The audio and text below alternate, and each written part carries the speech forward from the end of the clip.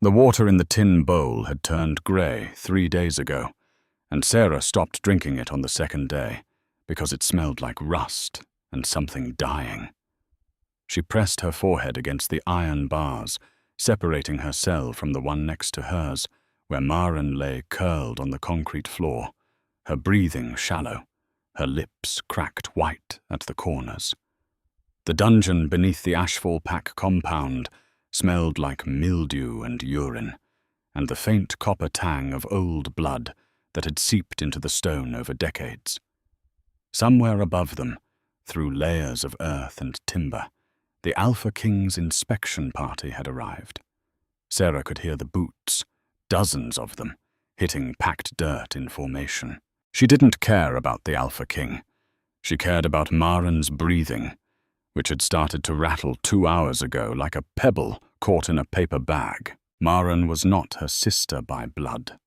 She was a beta, 43 years old, with a crooked nose that had been broken twice and hands roughened from years of scrubbing the Ashfall compound's tile floors on her knees. Maren had been the one to wrap Sarah's ribs with strips torn from her own shirt, after Alpha Voss's enforcers had kicked her across the kitchen floor 6 days ago. And Maren had been the one thrown into the cell next to hers for it, because in Ashfall, showing kindness to the Pack's Omega was considered insubordination. Sarah pressed her arm through the gap in the bars. Her fingers couldn't quite reach Maren's shoulder, but she stretched until the iron bit into her armpit, until the skin over her ribs screamed where the bruises were deepest. Close enough. Her fingertips brushed the edge of Maren's sleeve. "I'm still here," she wanted to say, but she didn't have the energy for words anymore. The last food she had eaten was a half portion of boiled grain 4 days ago, and that had been meant for Maren. She had pushed it through the bars, and Maren had tried to push it back, and they had gone back and forth until Maren finally ate it, because Sarah threatened to dump it on the floor. Sarah's stomach had stopped cramping yesterday. That was the stage past hunger, the one where the body begins to quietly eat itself. She could feel her heartbeat in strange places now, in her wrists, behind her eyes, in the spaces between her ribs, which she could count by touch through her skin without pressing hard. A door opened somewhere above. The sound rolled down the stone staircase like a dropped coin, metallic and ringing. Voices, male, clipped, authoritative, not the voices she knew, not the Ashfall enforcers with their lazy drawl and their habit of laughing before they hit you so you could hear it coming. These voices were different, controlled. The kind of voices that didn't need to be raised because the bodies they belonged to had never been questioned. Sarah pulled her arm back through the bars and pressed herself into the corner of her cell, drawing her knees to her chest. The movement made her dizzy.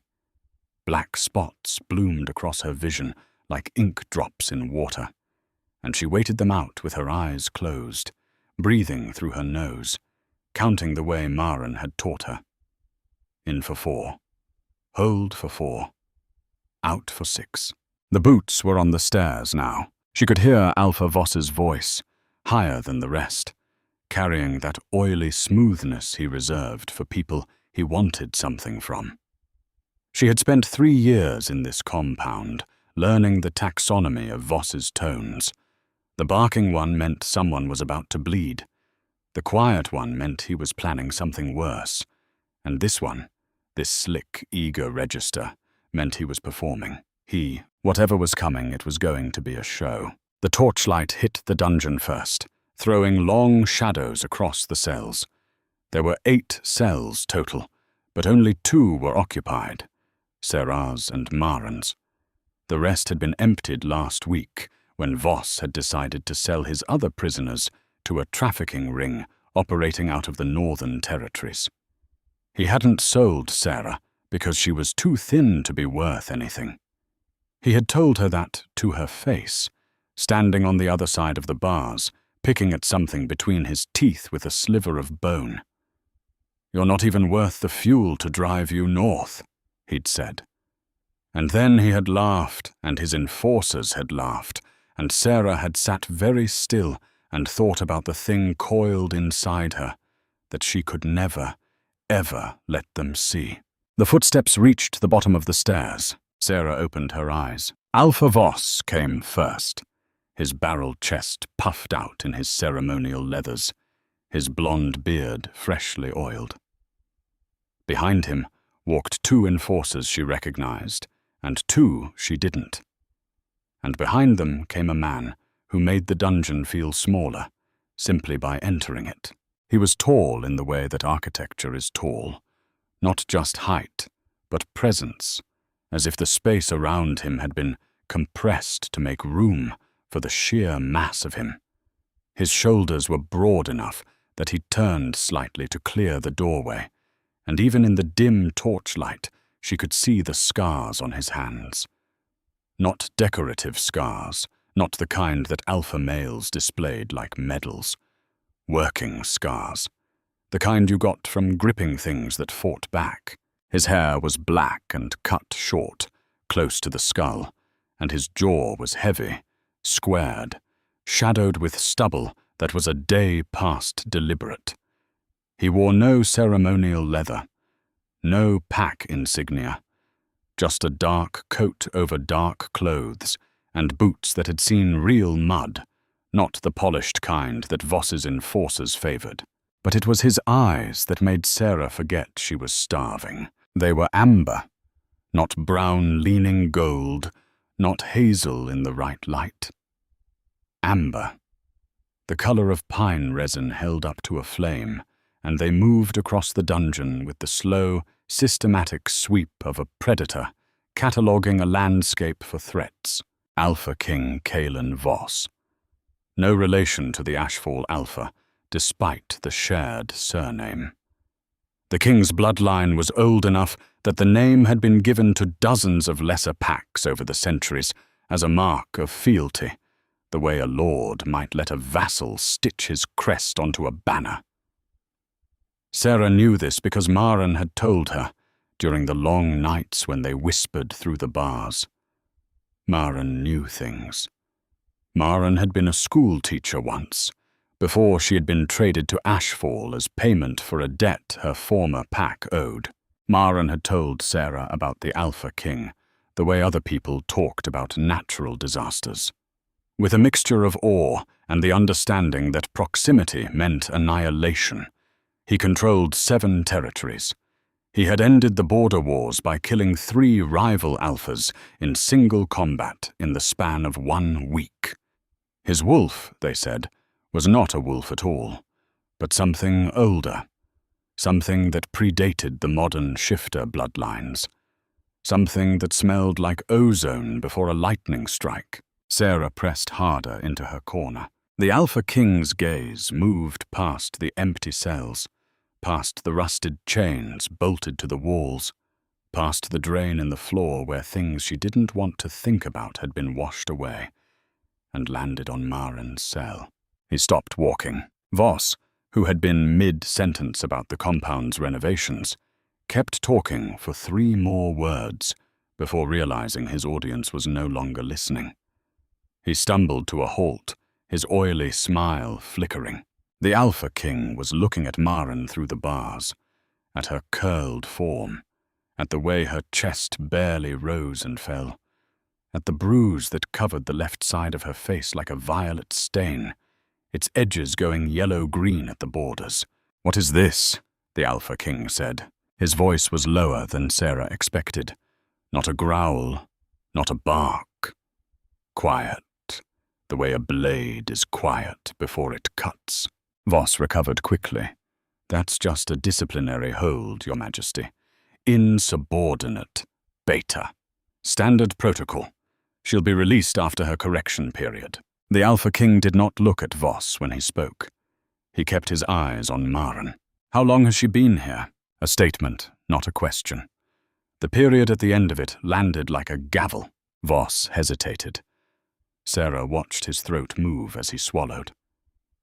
"6 days, Your Majesty. And you're feeding her." Another statement, another gavel. Of course, Voss said. His smile was back, but it had gone tight at the edges. She gets her rations. Standard correction rations. Sarah felt something hot move through her chest. It took her a moment to identify it, because she hadn't felt it in so long. Anger. She opened her mouth. Her throat was so dry that the first sound she made was just a click, her tongue peeling off her palate like tape. He's lying.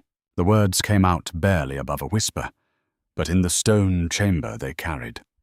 Every head turned toward her cell, and the Alpha King's amber eyes found her. Later, Sarah would try to reconstruct that moment in her memory and find that it was strangely incomplete, like trying to remember a dream upon waking.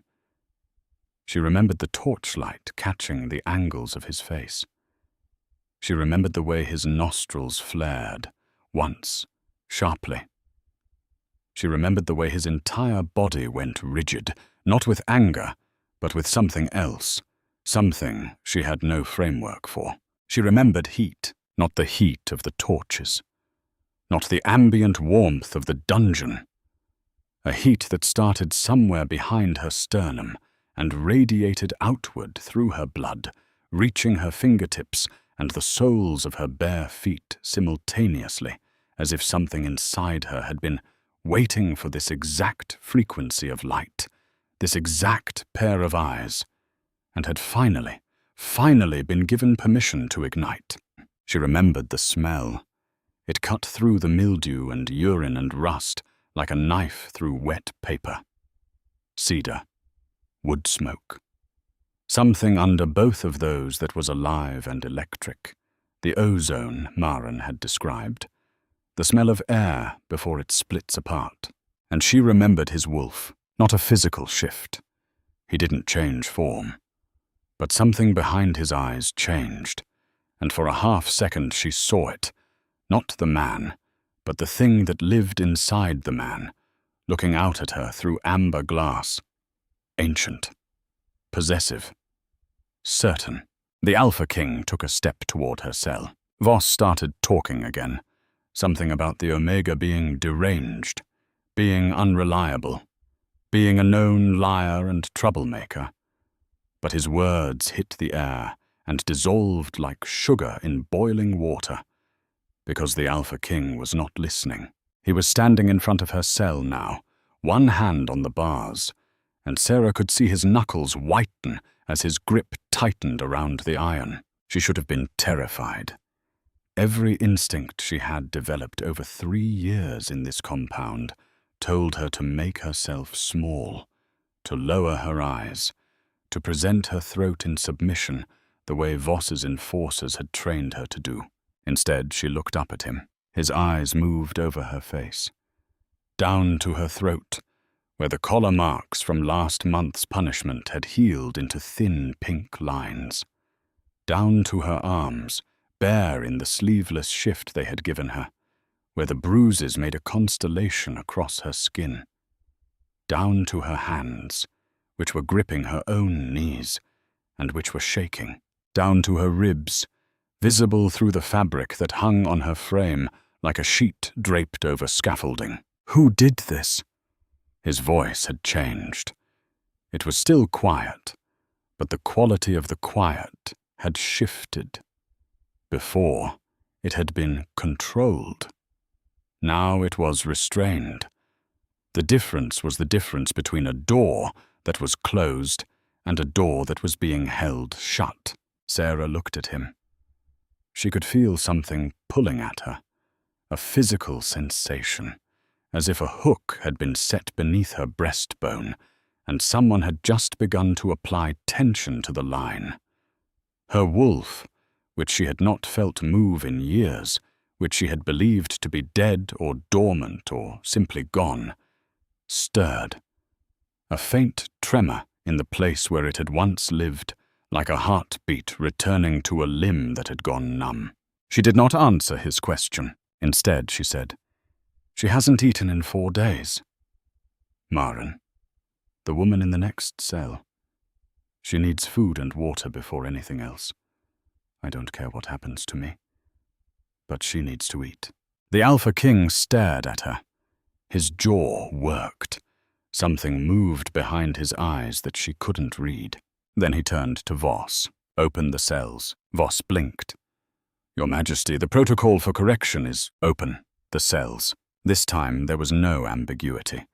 This time the wolf was in the words, and Sarah felt the command hit her like a wall of sound, not directed at her, but at everyone in the room. A wave of alpha authority so concentrated that one of Voss's enforcers stumbled backward and the other dropped to one knee without seeming to make a conscious decision to do so. Voss's face went white, then red, then a mottled combination of both, like raw meat left in the sun.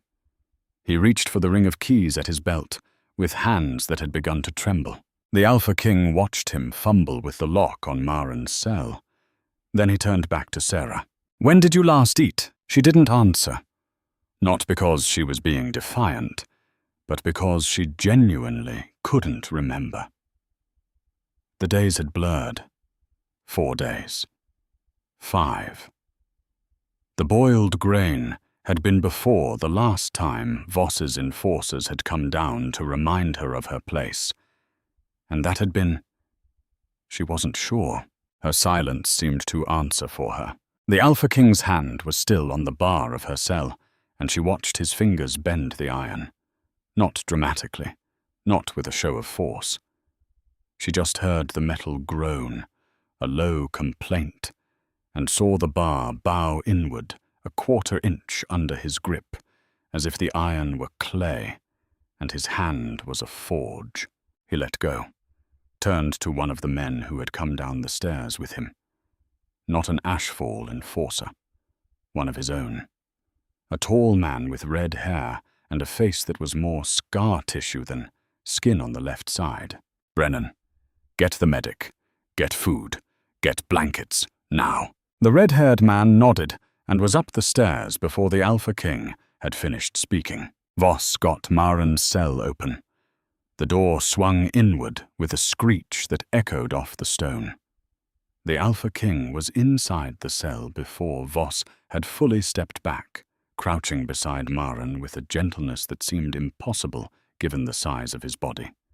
He slid one hand under her head, lifting it off the concrete, and Sarah heard Maren make a small sound, not a word, just an exhalation, the sound of someone who had stopped expecting help being surprised by it.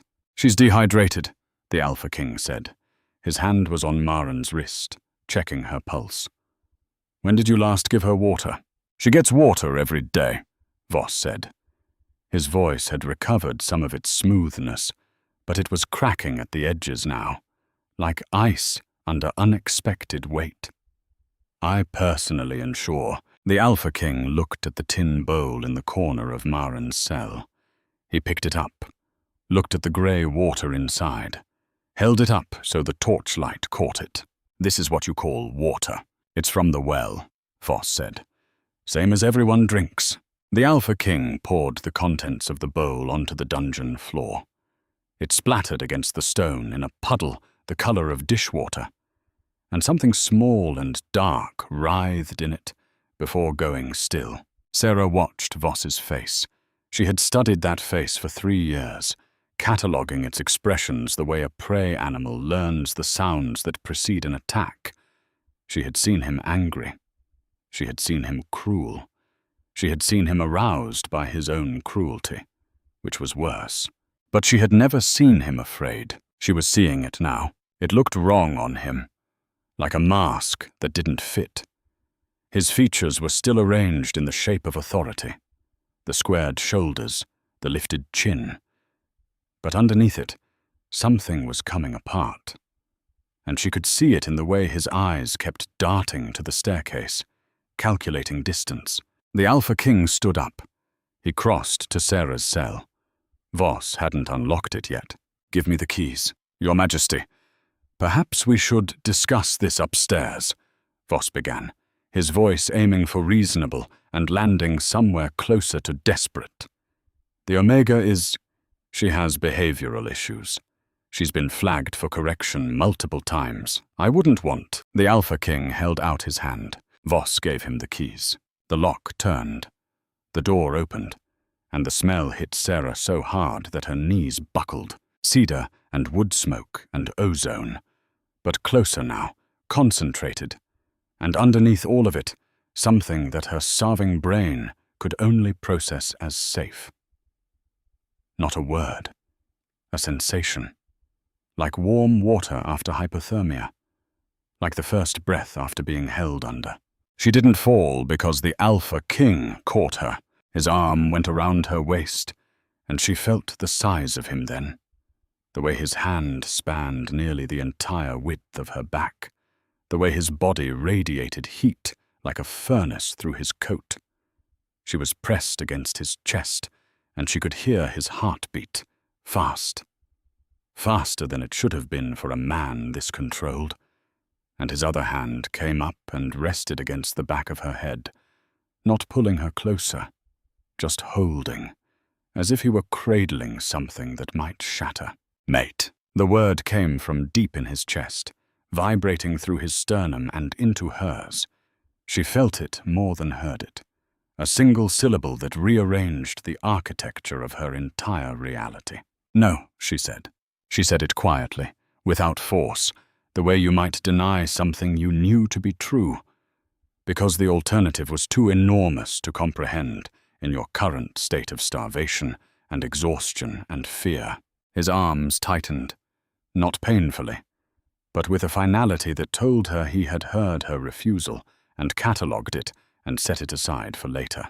Brennan returned with a medic, a woman with grey-streaked hair and a leather bag that clinked with glass bottles.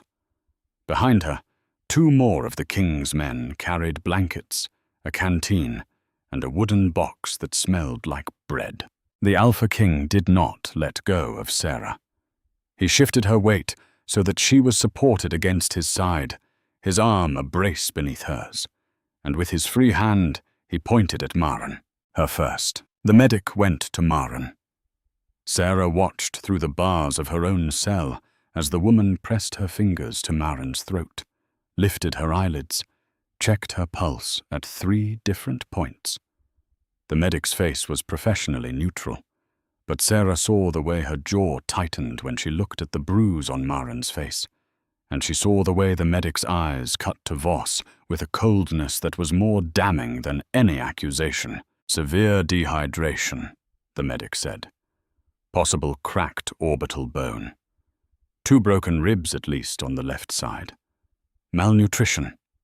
She turned to the Alpha King. She needs IV fluids and a proper examination. I can stabilize her here, but she should be moved. Move her, the Alpha King said. To our camp, our tent. The Alpha King's men lifted Maren onto a stretcher with a care that made Sarah's eyes burn. Not roughly, not efficiently, but gently, the way you moved someone you understood to be injured.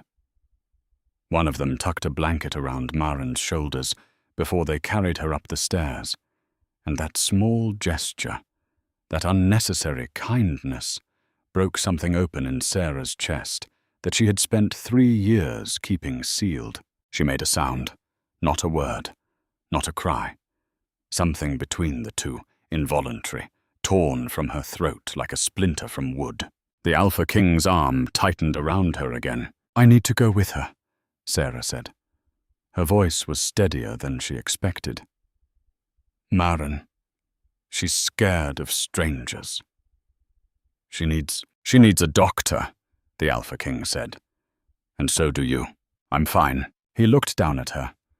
This close, she could see the individual striations in his amber eyes, gold and brown, and a dark ring at the outer edge that was almost black.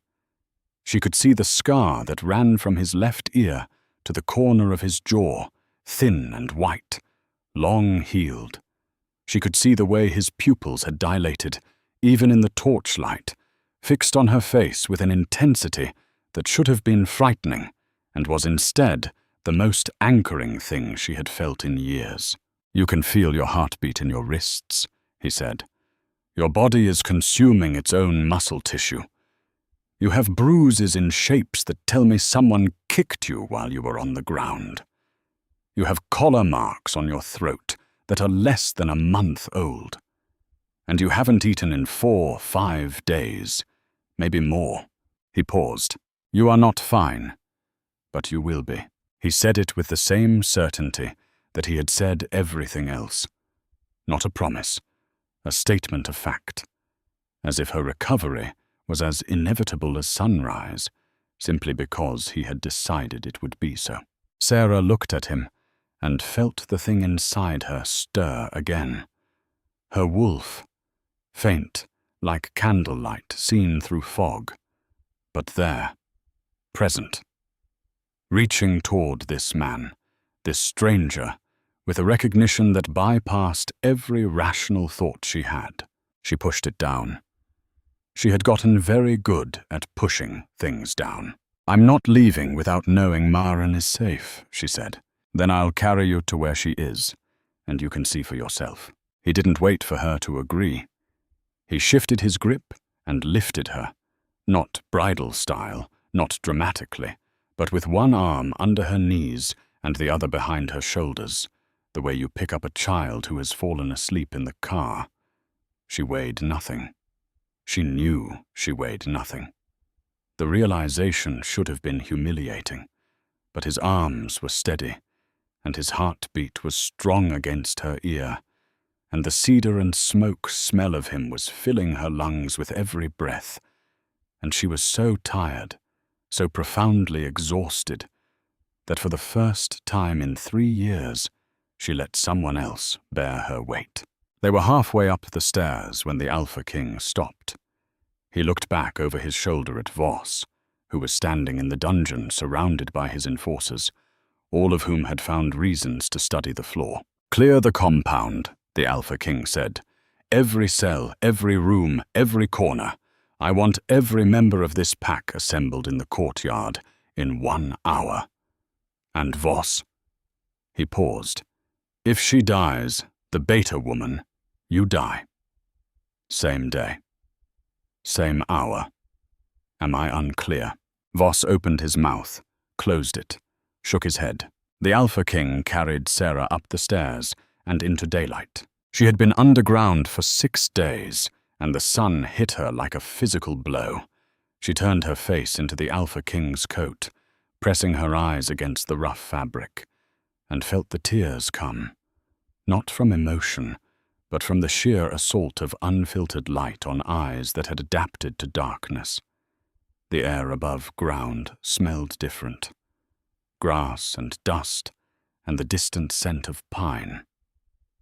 Early autumn. She could feel it in the crispness, the way the breeze carried a chill that hadn't been there when she'd been dragged underground. He carried her across the compound without speaking. She could hear the reactions of the Ashfall pack members they passed. Whispers, gasps, the scuffle of feet as people moved out of the Alpha King's path. She didn't look up. She didn't want to see their faces. She knew what they saw. The Omega, the pack's designated nothing, cradled in the arms of the most powerful shifter on the continent.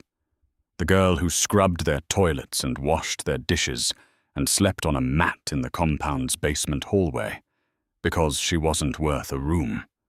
The girl they kicked and spat on, and called names that she had trained herself not to hear. That girl, being held like something precious. She wondered if any of them felt afraid.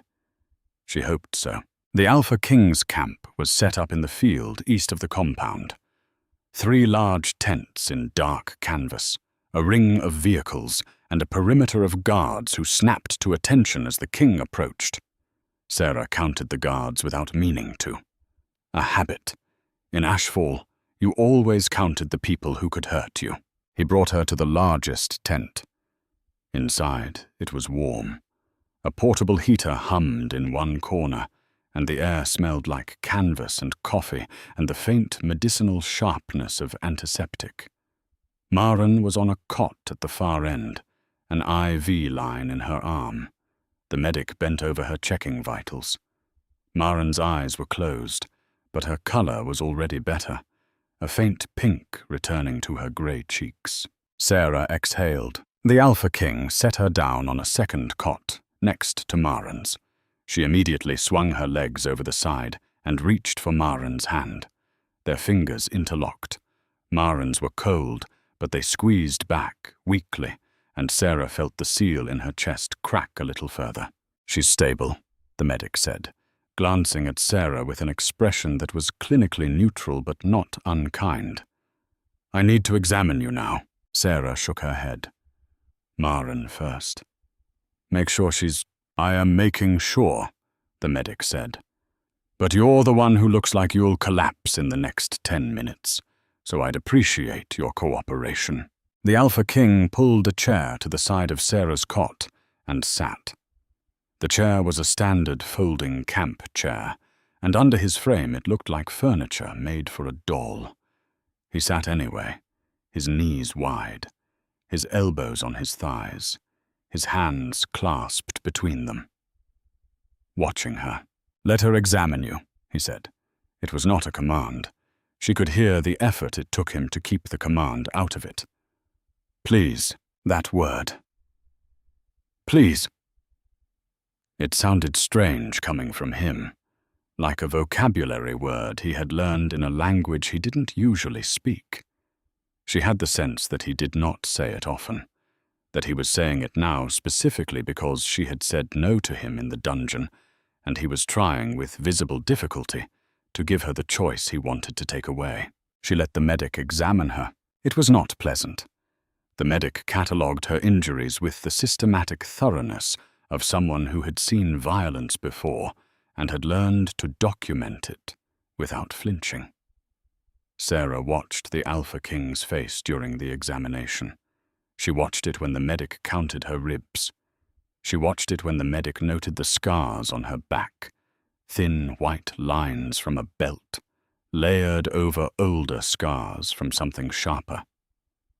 She watched it when the medic found the burn on her left shoulder blade, circular, the size of a coin, where one of Voss's enforcers had pressed a cigarette into her skin 4 months ago, because she had been too slow bringing dinner to the Alpha's table. His face did not change. That was what frightened her. Not anger, not horror, not pity. Just a stillness, so complete that it was its own kind of violence. The stillness of a man who was deciding something, and who had decided it so thoroughly that no external expression was necessary. When the medic was done, she wrote a list on a pad of paper, read it to herself, then looked at the Alpha King. Malnutrition, stage 3. Dehydration, severe. 4 cracked ribs, 2 of which are partially healed in misalignment, suggesting they were broken before and never set. Burn scarring, 2nd degree. Multiple contusions consistent with repeated blunt force trauma. Lash scarring, varying ages. Collar abrasion, and her wolf. The medic hesitated. "What about her wolf?" the Alpha King said. I can barely sense it. In an Omega this young, the wolf should be at least partly accessible, even if subdued. Hers feels almost dormant, suppressed. I've only seen this in cases of extreme prolonged trauma, or..." She trailed off. "Or deliberate suppression, chemical or magical." The Alpha King's hands, clasped between his knees, tightened until the tendons stood out like cables. "She needs to eat," the medic said, her voice gentler now. "Small amounts. Broth first, then soft foods. Her stomach won't tolerate anything heavy. And she needs rest. Weeks of it. Possibly months." The Alpha King nodded. Then he stood, and the camp chair groaned with relief. He walked to the tent's entrance. "Brennan." The red-haired man appeared instantly. He had been standing just outside, Sarah realized. "I need broth. Something light. And water." Clean water, not from the compound well. From our supply. Already on it, Your Majesty. Brennan, sir. The Alpha King looked back at Sarah, then at Maren, then at Brennan. I want a full accounting of every prisoner this pack has held in the last 5 years. Names, dates, conditions. Every correction order Voss has signed. Every disciplinary action. Everything. Brennan nodded and vanished. The Alpha King came back to the chair. Sat. Looked at Sarah. She was still holding Maren's hand. You said she hasn't eaten in 4 days, he said. You pushed your food through the bars to her. It wasn't a question. He already knew. She could see it in his eyes, the deduction clear and precise. She nodded. And before that, when they were feeding you, before the dungeon, how much were you getting? Sarah considered lying. It seemed simpler, less exposing. But his eyes were on hers, and the bond, the thing she was refusing to name, was humming between them like a plucked wire, and she found that lying to him felt physically wrong, like trying to write with the wrong hand. Half rations, she said, when they remembered. Sometimes they didn't remember, didn't bother. She kept her voice flat. It's not complicated. I'm an Omega. I'm the lowest. Food goes to the Alpha first, then his enforcers, then the ranked members, then the unranked, then the pups, then the elders, then the Omegas. And I'm the only Omega, so she shrugged. The movement made her wince, because her ribs protested, and she saw the Alpha King's eyes track the wince, the way a hawk tracks movement in grass. Why are you the only Omega? He asked. Because the others left, or were sold, or died. She said it simply. These were facts. She had stopped feeling their weight a long time ago. He was quiet for a moment. Then he said, How long have you been with Ashfall? 3 years, since I was 19. Where were you before? Nowhere. She hesitated. I was traded. My parents' pack dissolved when I was 16. Debts. I was sold to cover the balance. Ashfall bought me. His jaw tightened. That is illegal. A lot of things are illegal, she said, and then immediately regretted it, because it sounded like an accusation directed at him, at the king who was supposed to enforce those laws, and she braced herself for anger. But he didn't get angry. He leaned back in the absurd camp chair and looked at the ceiling of the tent and said, Yes, they are. And I have not been paying enough attention. It was such an unexpected thing to hear from a man in his position that Sarah stared at him. Alphas did not admit failure. Certainly not to Omegas. The hierarchy was the hierarchy, and its first rule was that those at the top were never wrong. The Alpha King looked back at her. What is your name? Sarah. Sarah Vane. Something changed in his face. It was subtle. A fractional widening of the eyes, a stillness that was different from the earlier stillness, this one not controlled but surprised, as if the name meant something to him that it shouldn't have. Vane, he repeated. She nodded, watching him. What? He shook his head. Not now. You need to eat first. And rest. We'll talk later.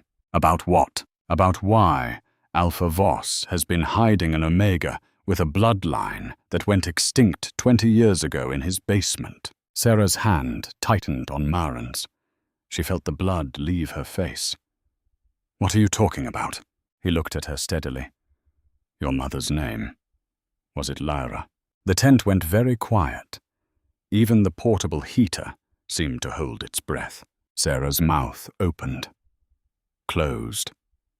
Her heart was doing the thing again, beating in strange places, in her wrists and behind her eyes. But now it was also beating in the place where her wolf lived, that dormant place, that dead garden, and something in the soil was moving. How do you know my mother's name? She whispered. The Alpha King leaned forward, his elbows on his knees. his amber eyes locked on hers with an intensity that she felt in her spine. "Because I have been looking for the last daughter of the Vane line for 7 years," he said. "Your mother was the last known descendant of the Moonvale bloodline. The first pack. The ones who could bond with the land itself, who could heal rifts between territories, who could calm feral wolves with a touch. When your parents' pack was dissolved, the record said the entire family was dead. But the body count was wrong. There was one missing." He paused. "You, Sarah." She shook her head. She was shaking. Not just her hands. All of her.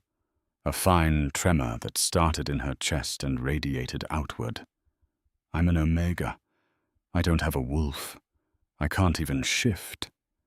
There's nothing special about. You can't shift because someone made sure you couldn't," he said. His voice was very gentle now, and the gentleness was worse than the intensity because it made her want to believe him. "The medic said your wolf is suppressed, not absent. Suppressed. Someone has been keeping you tamped down, Sarah. Drugged, spelled, or both. And I have a very strong suspicion about who." He looked toward the tent's entrance, toward the compound beyond. "Voss didn't keep you because you were worthless," he said. "He kept you because you were the most valuable person within 500 miles, and he knew it. And he couldn't sell you north because anyone with a decent seer would have sensed what you are, and word would have gotten back to me." Sarah felt the floor of her understanding tilt. 3 years of scrubbing floors and eating scraps and sleeping on a mat, and being told she was nothing, less than nothing, a burden the pack tolerated out of the goodness that Alpha Voss did not actually possess. 3 years of believing it. Because why wouldn't she? She had no wolf. She had no power. She had no family. She was the precise shape of the word worthless, and she had been wearing it so long that it had pressed grooves into her. And now this man, this king, was telling her the shape was wrong, that it had always been wrong, that someone had carved it to fit her and held it in place. She didn't believe him. She couldn't. Believing him would mean that every moment of the last 3 years had been not just cruel, but calculated, not just painful, but purposeful.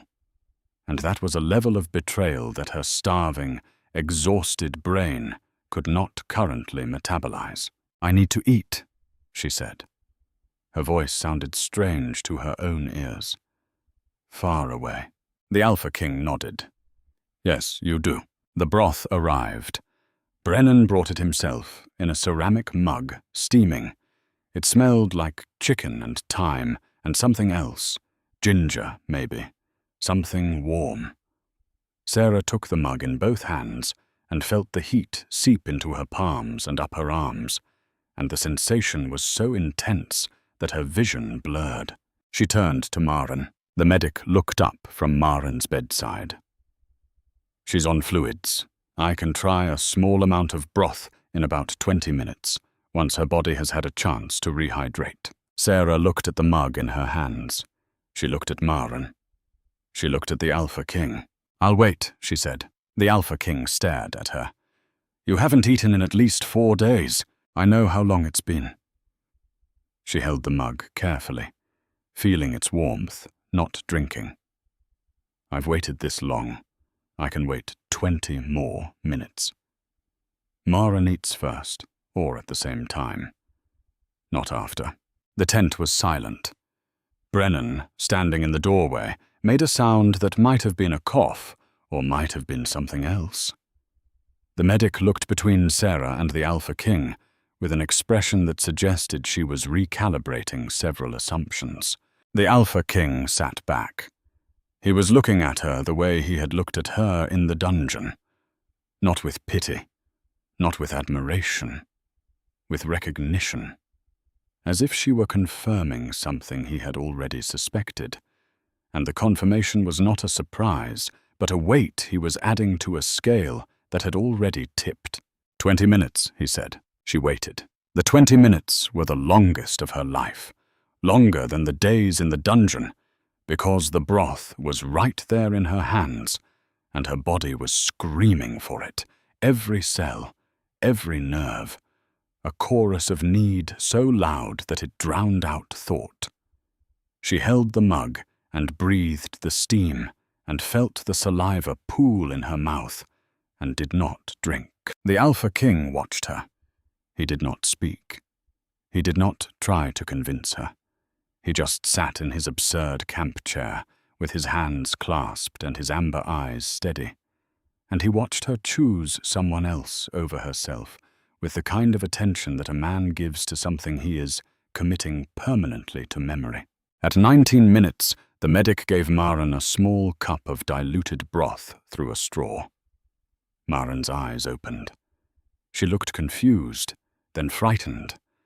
Then she saw Sarah, and her cracked lips pulled into something that was not quite a smile, but was the closest thing to one that the circumstances allowed. Sarah lifted her mug. Maren lifted her straw. They drank at the same time. The broth hit Sarah's stomach like a fist. Not painful, not exactly, but shocking, the way a frozen limb feels when warm water first touches it. Her body didn't know what to do with the nutrition. It cramped, then released, then cramped again, and she rode it out with her eyes closed and the mug clutched to her chest. And when the spasm passed, she took another sip. Small sips, the medic said. Slowly. Your body needs time to remember how to process food. Sarah nodded. She drank. She breathed. She drank. Across the tent, the Alpha King stood. He walked to the entrance and stepped outside, and Sarah heard him say something to Brennan in a voice too low to carry. But she heard one word. Voss. And she heard the tone. It was the quiet voice from the dungeon. The blade voice. The one that came before cutting. She should have felt something about that. Fear, maybe. Or satisfaction. But she was too focused on the broth, on the warmth spreading through her body, on Maren's hand, still in hers, on the simple animal relief of being fed. Later. She would feel things later.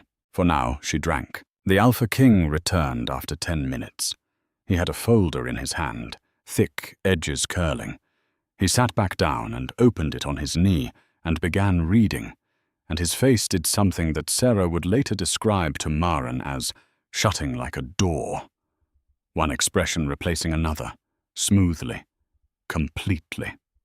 Whatever was in that folder was bad. After a while, he closed it, looked at her. Voss has been dosing the pack's water supply with fenroot extract, he said. Fenroot, in case you're not familiar, is a plant that suppresses wolf bonding. In small doses, it makes shifters more compliant, more obedient. In large doses, administered over years, it can smother a wolf entirely.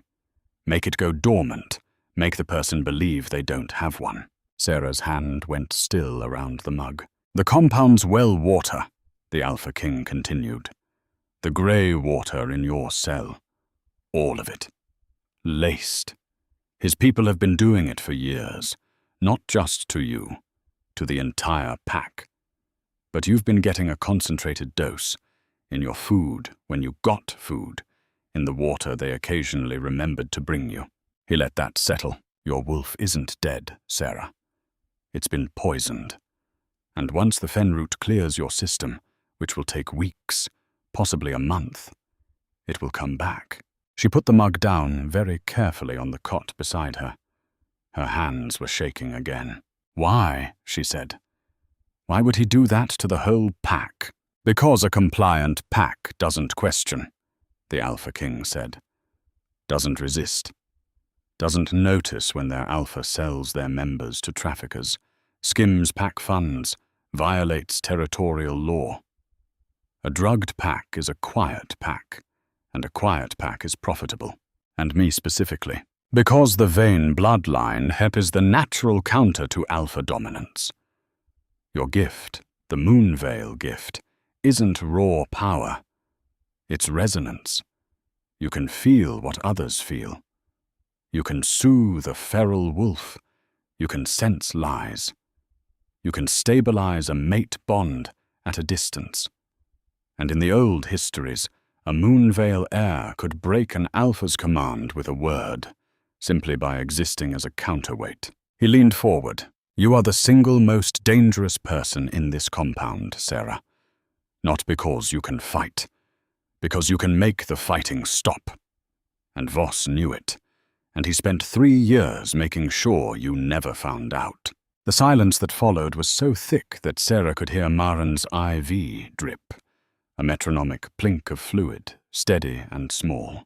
I don't feel dangerous, Sarah said. I feel like I'm going to pass out. The Alpha King almost smiled.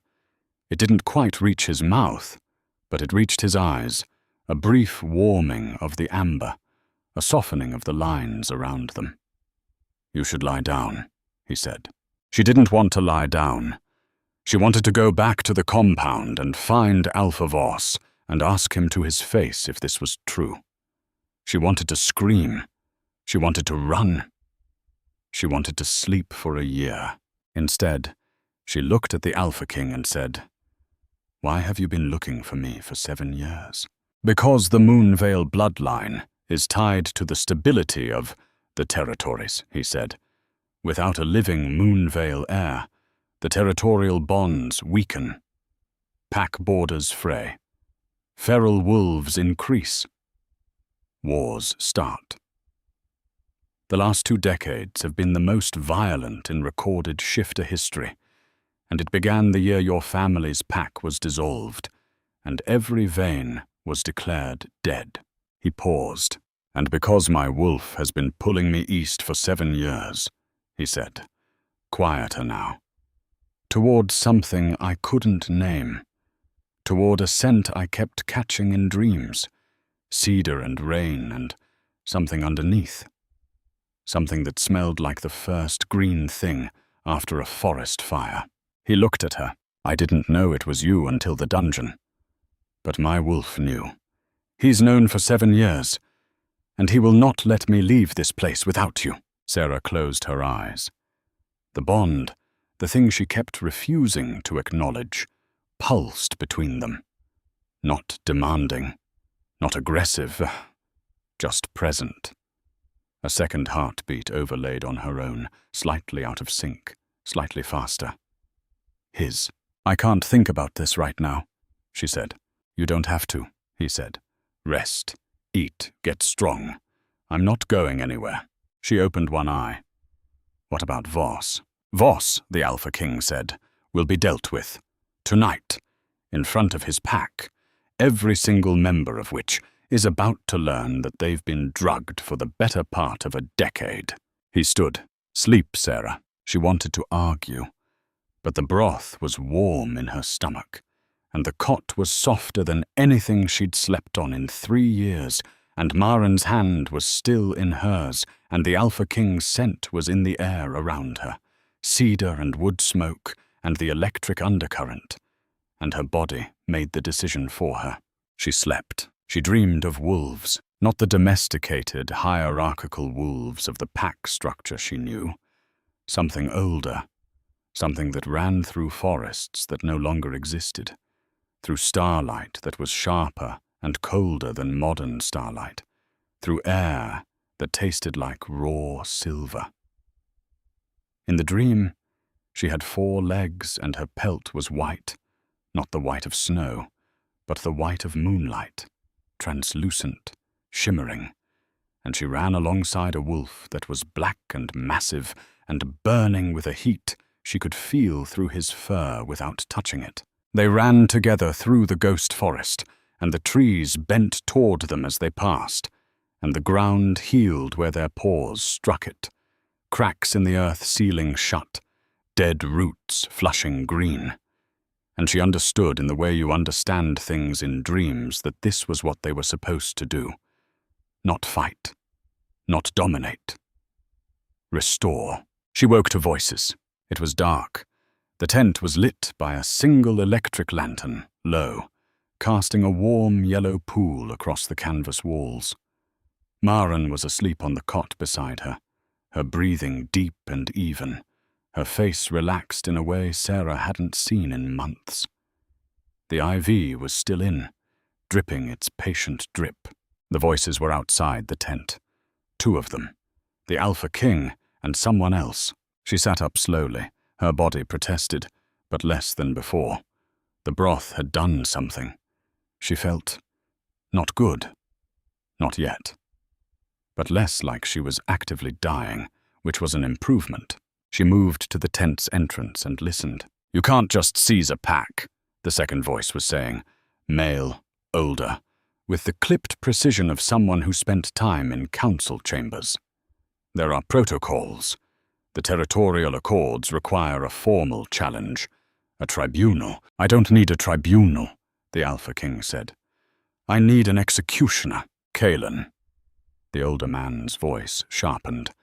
"If you kill Voss without due process, every Alpha on the continent will see it as precedent. They'll think you can do the same to them. Good. They should think that. Because I can." Silence. Then the older man spoke again, quieter now. "You found her, didn't you? The Moonvale heir." A long pause. "Yes." The older man exhaled. "Is she your mate?" "Yes." Another exhale. Longer this time. "Then you definitely can't kill Voss without a trial. Because the moment it gets out that the Alpha King's fated mate was imprisoned and starved and drugged by a vassal Alpha, every pack on the continent is going to be watching how you respond. If you respond with unilateral violence, it confirms everything the separatist factions have been saying, that you're a tyrant who rules by force, and if I respond with bureaucracy while the woman I am bonded to can't walk because her ribs are showing through her skin, you respond with justice," the older man said firmly. "Public, documented, undeniable justice. You put Voss on trial tonight, in front of his own pack. You present the evidence. The Fenroute, the trafficking records, the conditions in those cells. You let his own people see what he's been doing to them. And then you let the law do what it's designed to do, which in this case will result in his execution anyway, because what he's done carries a death sentence under 7 different territorial statutes." The Alpha King was quiet for a long time. "Fine," he said. "A trial. Tonight. In the courtyard. Every pack member present, including the ones who were complicit. All of them. All of them. I want them to watch. I want them to understand what happens when you abuse the people under your protection." The older man paused. "And the girl? The Omega? She's not the girl. She's not the Omega. Her name is Sarah Vane, and she is the last Moonvale heir. And when she is strong enough to stand, she will be recognized as such in front of every pack on this continent." Another pause. "And in the meantime? In the meantime, she eats, she sleeps, she heals. And nobody touches her without her permission. Including me." Sarah stepped back from the tent entrance. Her heart was pounding. Not from fear. From something she didn't have a name for. Something that felt like vertigo, but upward. As if the ground beneath her were not falling away, but rising. She sat back down on the cot. Picked up the empty broth mug. Held it in her hands. On the cot beside her, Maren opened one eye. "I heard," Maren whispered. Her voice was sandpaper on stone, rough, raw, but lucid. "Every word." Sarah looked at her. "Maren." The old beta woman squeezed her hand.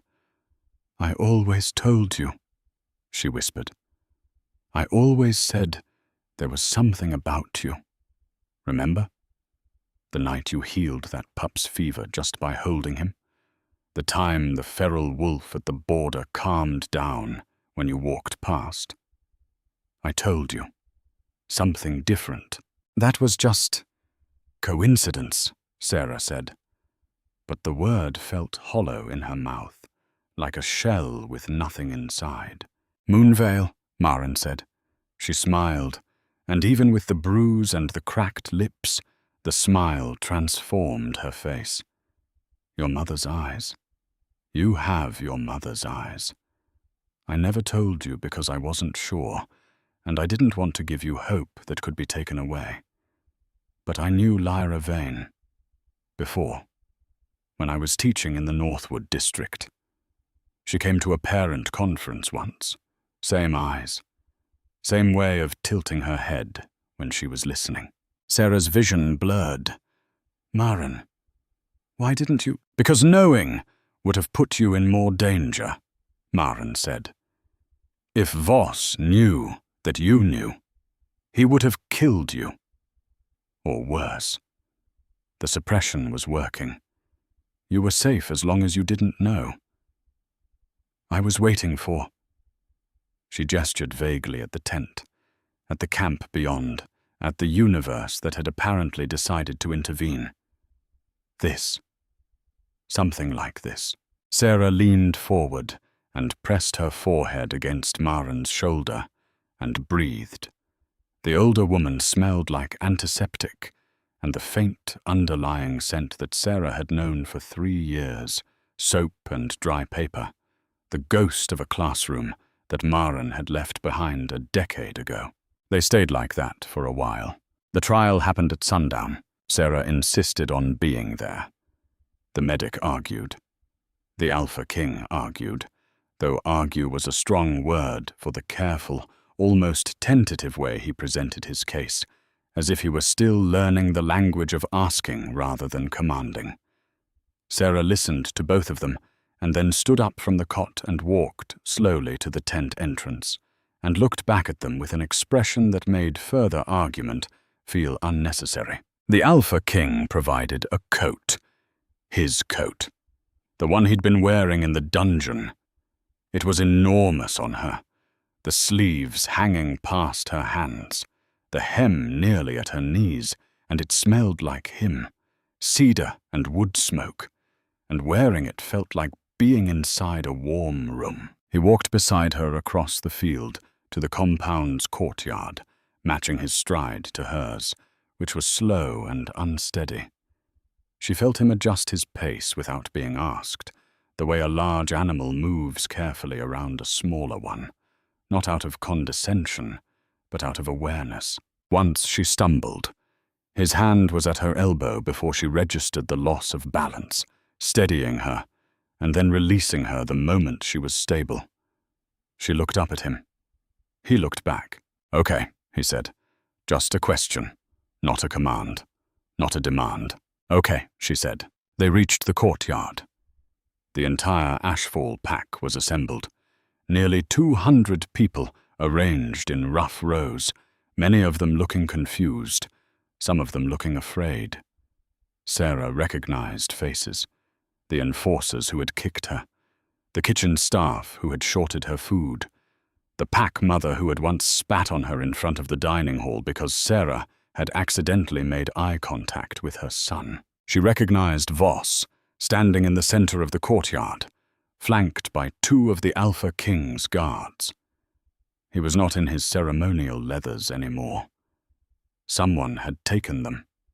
He stood in a plain shirt, and without the costume of authority, he looked smaller, older. There were circles under his eyes that hadn't been there this morning.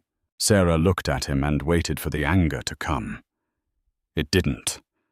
What came instead was a tired clarity, the kind that arrives after fever breaks, when the world snaps back into focus and everything looks the same, but means something different. The older man she had heard talking to the Alpha King was there, standing to one side with a leather portfolio. He was tall, lean, silver-haired, with the bearing of someone who had spent decades in rooms where decisions were made. He opened the portfolio and began to speak. The charges were read. Sarah listened to them, the way you listen to weather reports about a storm you've already survived. Trafficking, forced servitude, illegal suppression of shifter abilities through chemical means, theft of pack resources, violation of the Alpha's oath of protection, violation of territorial law regarding the treatment of Omegas, violation of the King's edict on prisoner welfare. 14 counts, each one documented, each one supported by evidence that Brennan had assembled with frightening speed. The Fenroot revelation hit the pack like a shockwave. Sarah watched the faces, confusion first, then disbelief, then a slow, creeping horror as they understood what it meant. That the fog they had accepted as normal, the dullness, the compliance, the way their wolves had felt distant and muted for years, was not natural, was not age, was not the inevitable entropy of a small pack in a difficult territory. It was poison, in the water, in the food, in everything. A woman in the front row began to cry. Not loudly, just quiet, steady tears tracking down cheeks that were realizing, in real time, that the last 5 years of her life had been chemically altered without her knowledge or consent. Sarah watched Voss. He was not performing anymore. The oily smoothness was gone. The barrel-chested authority was gone. What remained was a man in a plain shirt who was beginning to understand that the architecture of his power had been a house of cards, and someone had just opened the window. He tried to speak once. The older man, the counsel, cut him off. He tried again. One of the Alpha King's guards put a hand on his shoulder, and Voss flinched. The flinch was the most human thing Sarah had ever seen him do, and that was the moment that surprised her, because in the flinch she saw something she recognized. Not cruelty, not calculation, not the cold machinery of a man who had kept her in a cell and poisoned her water. Fear. Simple, animal fear. The kind she had felt every day for 3 years.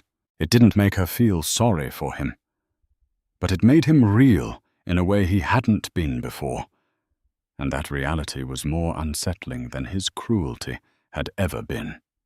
Cruelty was a role, fear was a person, and she was watching a person come apart. The verdict was not deliberated. Under the territorial statutes, the evidence met the threshold for summary judgment. The council read it out. Guilty on all 14 counts. Sentence was death. The courtyard went silent. Voss looked at Sarah, across the crowd, across the distance, through the fading light. He looked at her and his mouth moved, and she couldn't tell if he was trying to speak or just breathing. But his eyes, for 1 second, held something that was not rage, and not hatred, and not the desperate calculation of a cornered animal. It was the thing she had not expected to see and could not name. Regret, maybe. Or the understanding, arriving too late, that the creature he had caged and starved and poisoned had been the one thing that could have saved him. The Moonveil gift. Resonance. The ability to calm what was feral, to heal what was broken.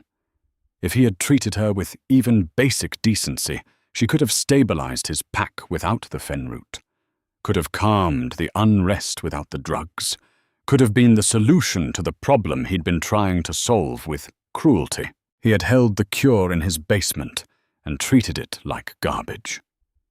And now the cure was standing in the Alpha King's coat, watching him die. The execution was swift. The Alpha King did it himself.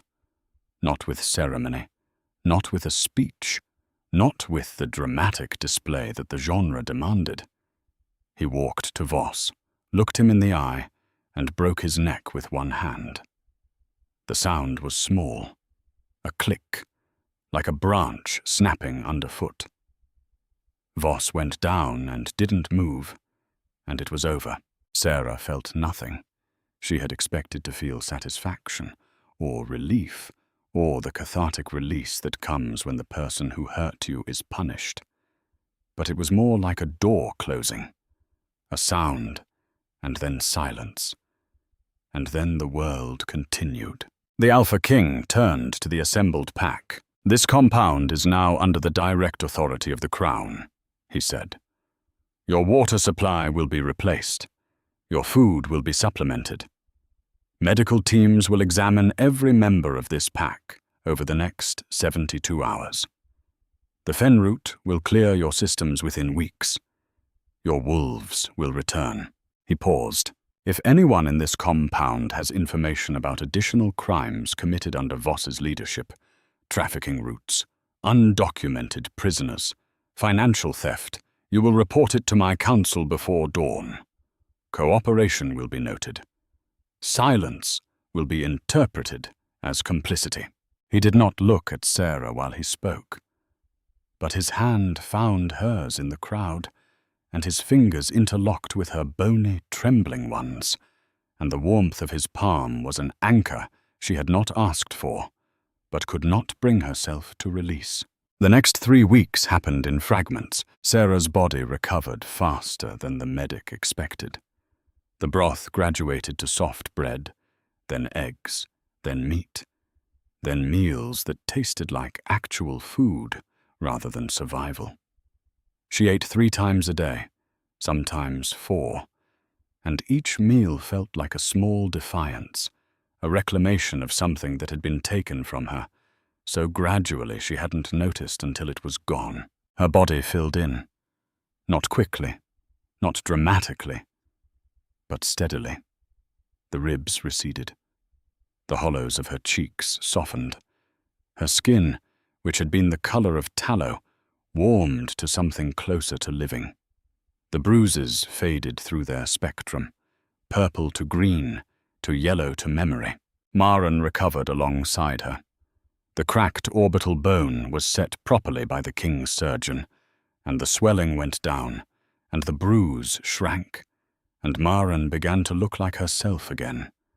The sharp-eyed, dry, humoured woman who had kept Sarah alive through the worst years of her life by telling her stories about the Northwood district and the students she had taught and the way moonlight looked on fresh snow through a classroom window at 4 in the afternoon. The Alpha King stayed. His council argued for a return to the capital. There were matters of state, territorial disputes, a council session scheduled for the end of the month. The Alpha King listened to all of this and then said no and did not elaborate. He visited Sarah every day, sometimes twice. He brought things. A book he thought she might like, a novel about a woman who ran a bookshop in a seaside town, which was so far removed from Sarah's reality that it felt like science fiction. A blanket made of some material she couldn't identify, soft as water, that the medic said was woven from a fiber produced only in the Alpha King's home territory. A comb carved from bone, with teeth fine enough to work through her matted hair without pulling. He never touched her without permission. He never entered the tent without announcing himself. He never used the Alpha command in her presence, not once, even when she argued with him, which she did frequently, because it turned out that a Sarah with food in her stomach and a safe place to sleep was a very different creature than the silent, compliant Omega the Ashfall pack had known. She had opinions. She voiced them. She disagreed with his decision to keep the Ashfall compound operational. "Too many memories in these walls," she told him. "Tear it down. Build something new." He listened to her argument with the focused intensity he brought to everything, asked 3 follow-up questions, and then gave the order to begin demolition the next day. She argued about the rehoming of the pack members. She argued about the medical protocols. She argued about whether Fenroot exposure should be disclosed to potential mate matches, and whether former enforcers should be held individually accountable, and whether the pack's children should be told the truth about what had happened to them. The Alpha King argued back sometimes. He pushed back on her assessment of the enforcers, not out of mercy but out of pragmatism. If we prosecute every enforcer who followed an order from their Alpha, we empty half the compounds in the territory. The system is the problem, not just the individuals. The system is made of individuals, Sarah shot back. They hit me. Specifically. They chose to do that. An order doesn't remove the choice. He went quiet. She watched him process this. Watched the muscles in his jaw work. The way they did when he was turning something over, examining it from angles she couldn't see. "You're right," he said, finally. She blinked. "Don't look so surprised," he said. The almost smile was there again, the one that lived in his eyes rather than his mouth. "I'm capable of changing my mind. I just don't do it often." Clearly, he leaned forward in his camp chair, which he had replaced with a slightly larger camp chair that was only marginally less absurd under his frame. "Sarah, your wolf. Can you feel it yet?" She could. She hadn't told him, because telling him felt like admitting that everything he had said was true. And admitting that was a door she wasn't sure she could walk through and remain the same person on the other side. But yes, she could feel it. It had started as a warmth in her chest, a low ember, barely perceptible, like hearing music from very far away. Then it became a pulse. Then a sensation of weight, of something large and patient, settling into a space that had been empty for years. And then 3 days ago, she had been sitting in the tent watching the sunset through the open flap, and she had felt it stretch, not a physical stretch. Something internal. Like a creature uncurling after a long sleep, testing its limbs, sniffing the air. It was disorienting and terrifying and also, quietly, the most natural thing she had ever felt. "It's waking up," she said. The Alpha King's eyes changed. The amber deepened, warmed, and she could see his wolf behind them, that ancient presence she had glimpsed in the dungeon.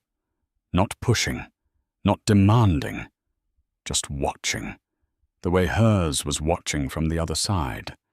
Two creatures in the dark recognizing each other by scent. "I'm scared," she admitted.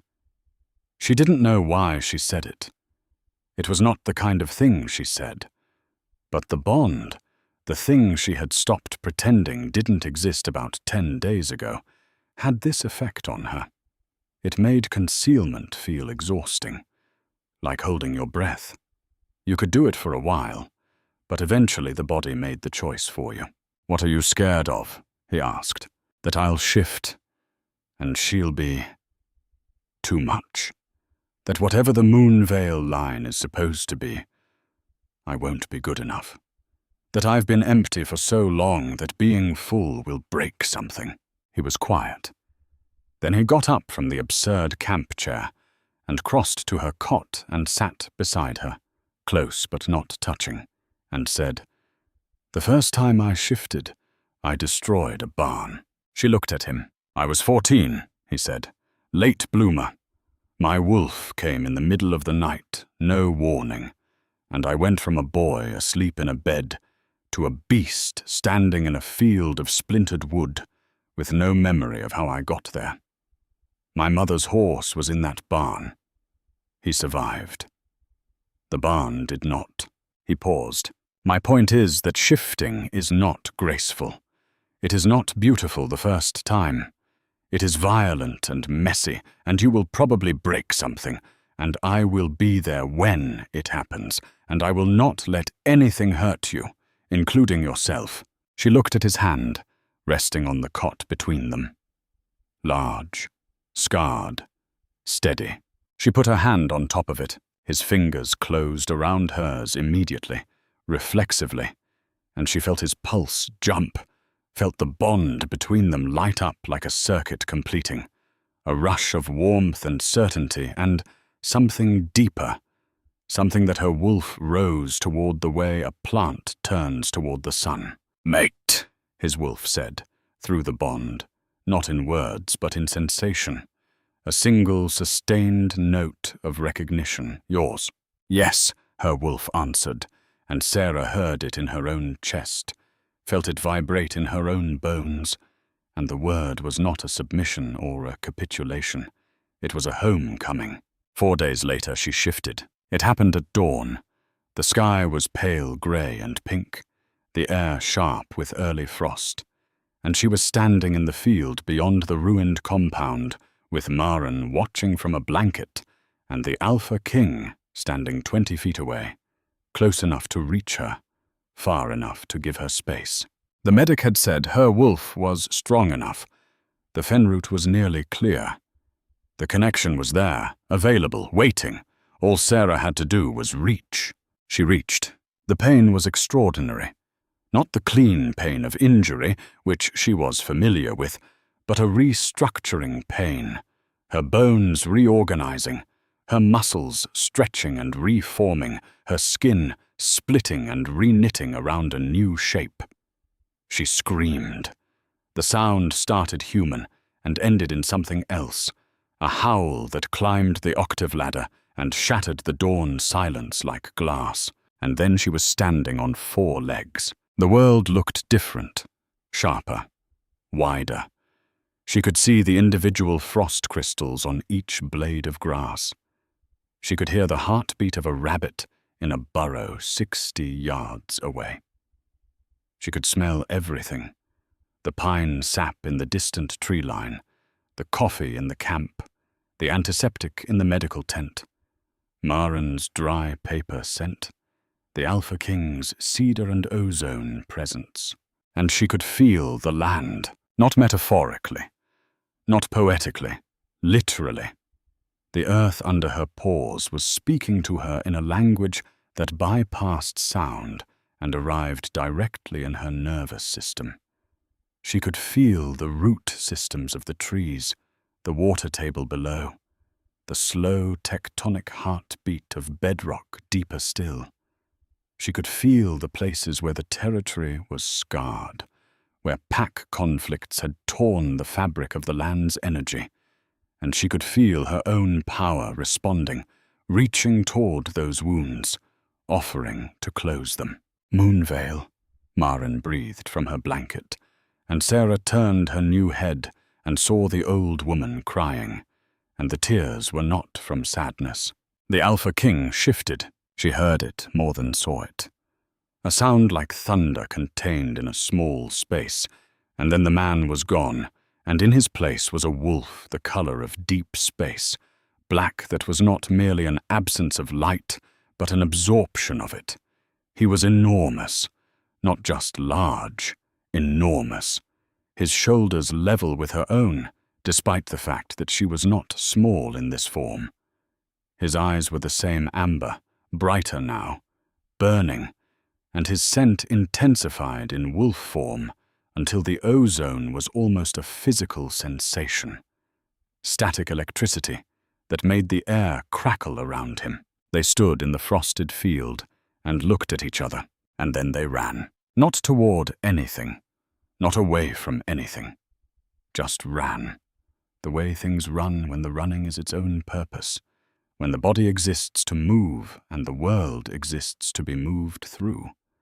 The field gave way to forest, and the forest opened around them like a corridor, branches pulling back, undergrowth flattening, as if the land itself was making room. Sarah felt the territorial scars as they ran over them.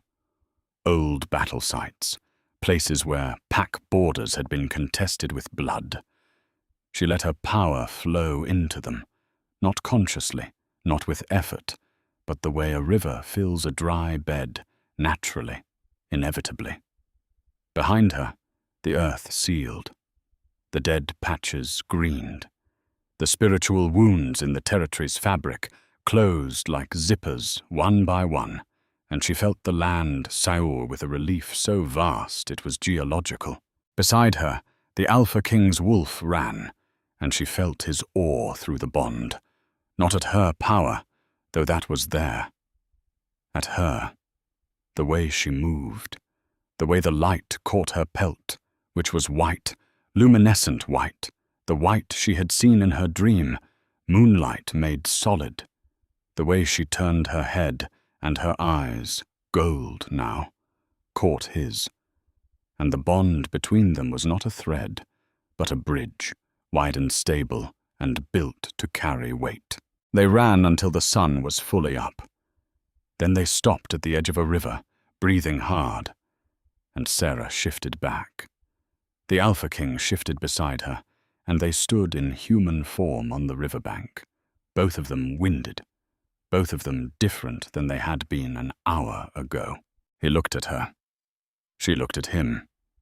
She was aware that she was standing in a torn dress at the edge of a river, with her hair wild and her feet bare, and her body still too thin, still carrying the evidence of what had been done to her.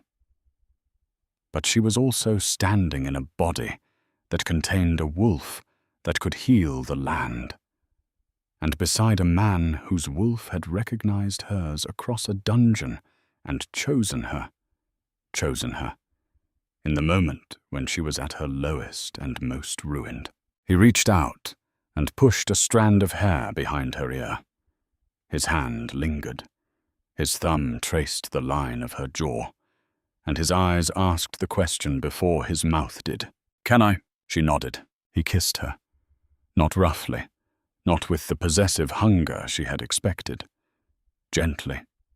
His hand on her jaw, his mouth soft against hers, tasting like wood smoke and frost, and the faintest trace of coffee from a cup he must have had before dawn. She kissed him back, and the bond flared between them like a struck match, and her wolf howled inside her, a sound of pure, uncomplicated joy. When they pulled apart, he pressed his forehead against hers. "I need to ask you something," he said. Sarah waited. "Will you let me claim you? Not because the bond demands it, not because the territories need it, not because you're the last Moonvale heir and the kingdom requires a Luna, because I have spent 3 weeks watching you put everyone else first. Your beta, your packmates, strangers. I have watched you argue with me about policy while still underweight. I have watched you refuse to eat before a woman you love was fed.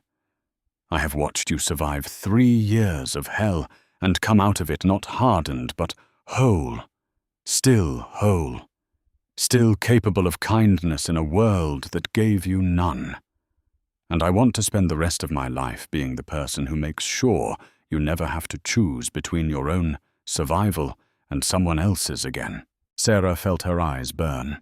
"That's not a question," she said. Her voice was thick. "You said you needed to ask me something, and then you gave a speech." The almost smile made it to his mouth this time. Full, real, transformative.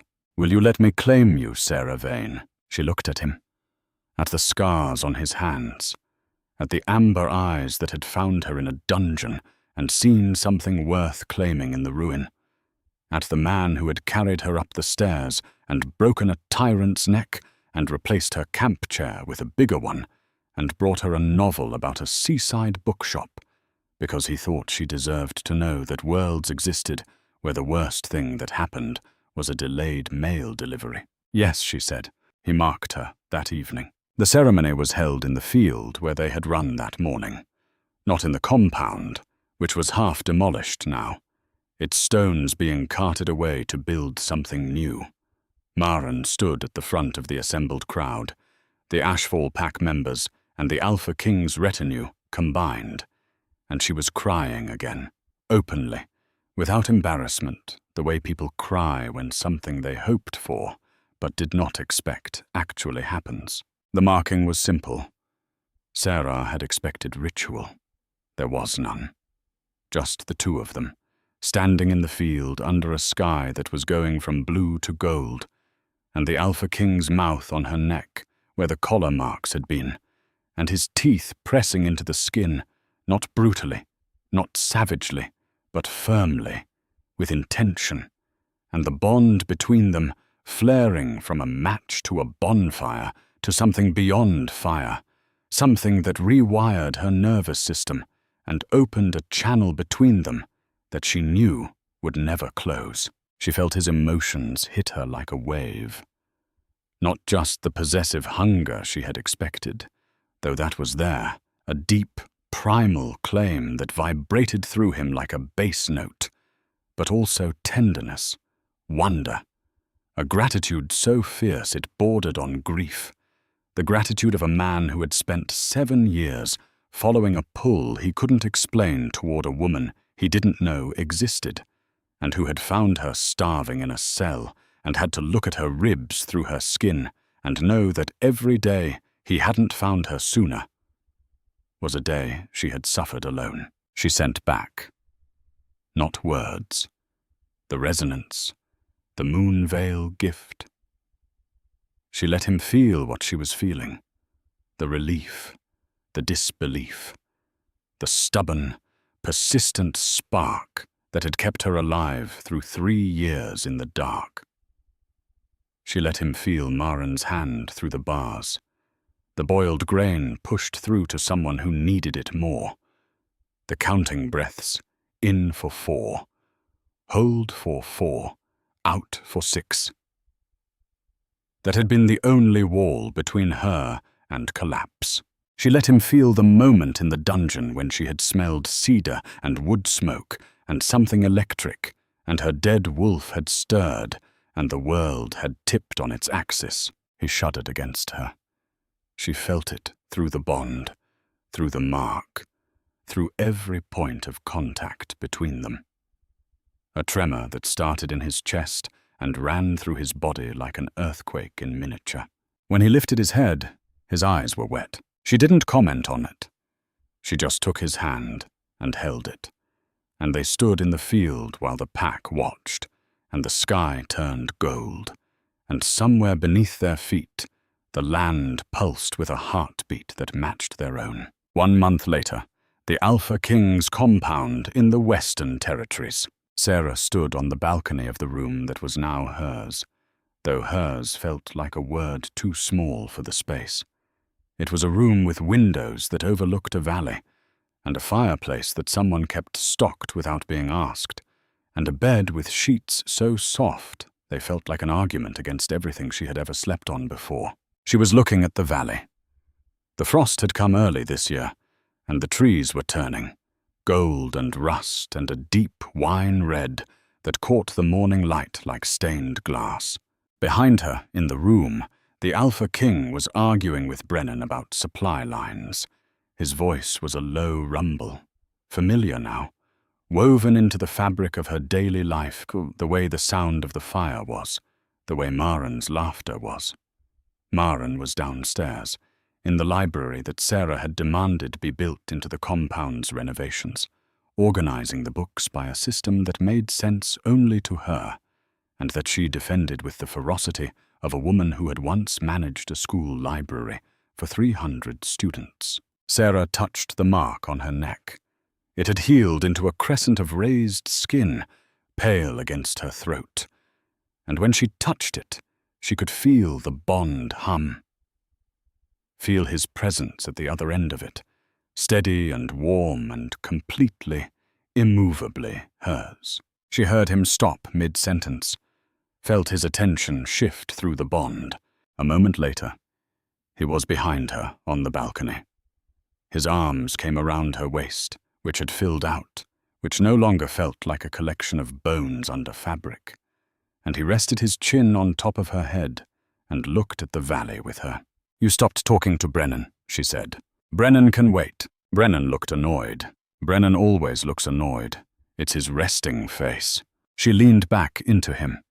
His arms tightened, and she felt the rumble of his wolf, content, settled. A sound like distant thunder with nowhere to go. In the valley below, the leaves turned in the wind. Gold and red, catching light.